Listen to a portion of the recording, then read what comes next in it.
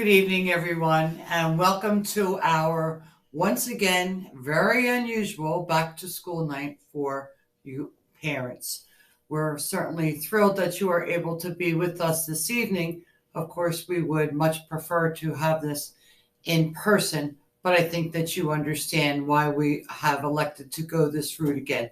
And quite honestly, I think our feedback from last year told us that it was a little more convenient for you. So hopefully you find that to be the case. I do want to welcome back all of our families and our friends, and a very special welcome to our new families and our deep appreciation to you for your faith in placing your children with us. And we promise that we will do all we can to make their experience here one that is well worth your faith in us. If you don't mind, I have a few notes I'll be glaring down at from time to time. But I'd like to begin by letting our families always know what we are focusing on as a school for our goals for the year. And of course, most important to us is our religion goal. This year, each grade from pre-K up through 8 is going to focus on one of the North American saints. So each grade has their own saint specific to them, and they will be not just learning about them, but creating their devotions to them, getting to do all kinds of activities that will help endear them to that saint even a little bit more. And it's a great experience for the kids to help them, kind of boost up their devotion to different saints. And many times, even we as adults don't realize just how many North American saints we do have. We tend to think of them as people who lived thousands of years ago. But as much as I hate to admit this, I was alive when Catherine Drexel was alive. So it's not quite as ancient as some of our saints are. Of course, we have an instructional goal this year, and our instructional goal is very, very simple. We're going to try and pay some attention to detail. All right. Looking at the small things that help us to build a great big picture. And by that, I mean attention to detail such as handwriting, accuracy, taking time, those things that go into making, the overall educational experience for our children not just fruitful, but really one that helps them to set a pattern for life. So some attention to detail. And I think some of us will be a little bit shaken about the handwriting, but doesn't mean we're going for perfection. It means that we're going to have some focus to that detail. You may have already seen in our handbook that we are not playing with words, but we have changed the use of the word homework to check your understanding. And the reason that we're doing it is not just because it's a new gizmo, if you will, or, some new trend, but we're trying to encourage in the students a positive mindset and a positive approach to what we formerly knew as homework. All right. So when we refer to check your understanding, that means that we are looking at aspects that the children will be doing that are extra outside of school so that they can, see if they are able to accomplish that goal. And if not, it's not considered a failure, but much more so that they bring it to the attention of the teacher, or the teacher sees the child can't do that, and then is able to work toward, crafting exercises and activities that will help the children better develop knowledge of whatever concept is being covered. All right. So that is check your understanding. One of the biggest things that has happened to us since, to be honest with you, since the spring, late spring, May, and early June, is that our schools, all Catholic schools and schools across the country, are now entitled to what is called EANS funds. These are government funds that have been dedicated to helping schools close the gaps in learning, very specifically, close gaps in learning that may have incurred during the COVID breaks when people were, home and quarantined and schools were shut down. Not ours, but some were. And also to help you to enhance your facility in a manner that promotes good health as far as social distancing, keeping things clean and everything. Now, the funds that we received will not cover anything that is permanent. And to be honest with you, we are under very strict guidelines as to what we can use the money for. One of the things that we were able to do was to put in a whole new math series. And it's been your battle cry for some time that I just don't understand this math. The math concepts themselves have not changed, but there will be, I think, more opportunity for practice and for understanding through the new series that we are going to use. It is Sadlier. It has been a gold standard for years in the Archdiocese of Philadelphia. So we were able to secure the entire math series for the whole school. Without funds like that, it probably would have cost us upward of $40,000, $50,000.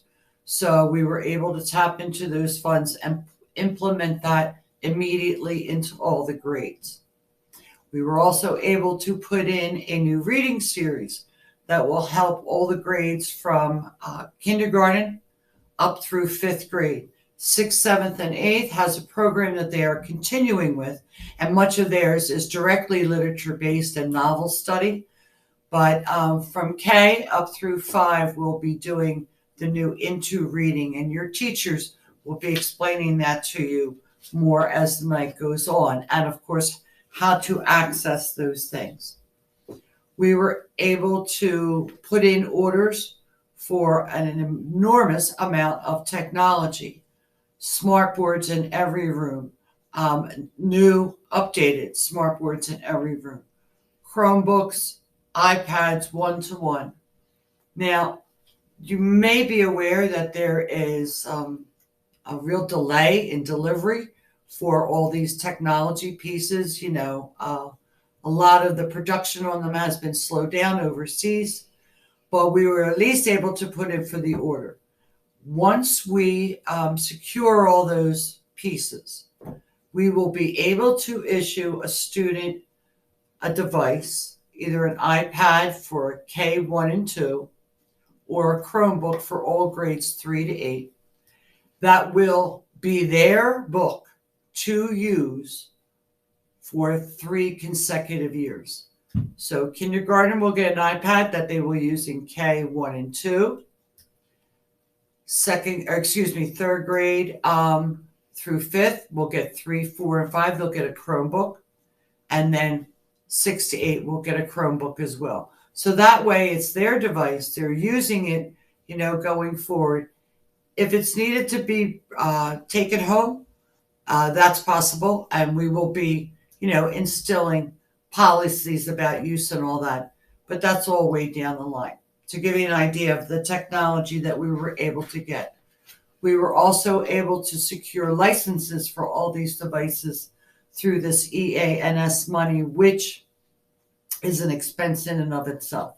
So we're grateful for that. Our platforms of Zoom and Seesaw, they were also taken care of as well. So we've, also been able to order a tremendous amount of PPE materials. Each classroom will have 2 air fresheners and air purifiers, I should say, air purifiers per room. Of course, we're still waiting for these things to come. This was an ongoing order that we worked on all summer. So again, we're waiting for delivery of those things, but hopefully they will come. Our math and reading series has already arrived, so we're very grateful for that.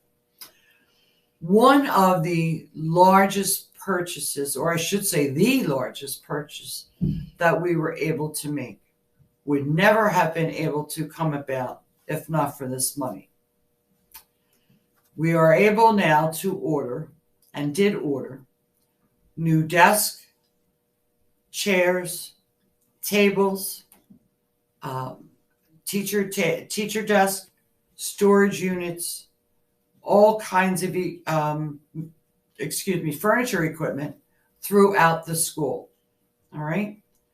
We are the first school to put in for the order. We ordered through Corbett, which is a local company. I'm thrilled to be able to do business with a company that is local. They are right over outside of Norristown, and they are manufactured and shipped in America. So I'm also grateful for that as well. They have had numerous schools in the North Penn School District and beyond that do the same thing that we did. But I made sure we got dibs in first. So we are first on the docket for when these things will be delivered and installed. Our school will be 20 years old next year.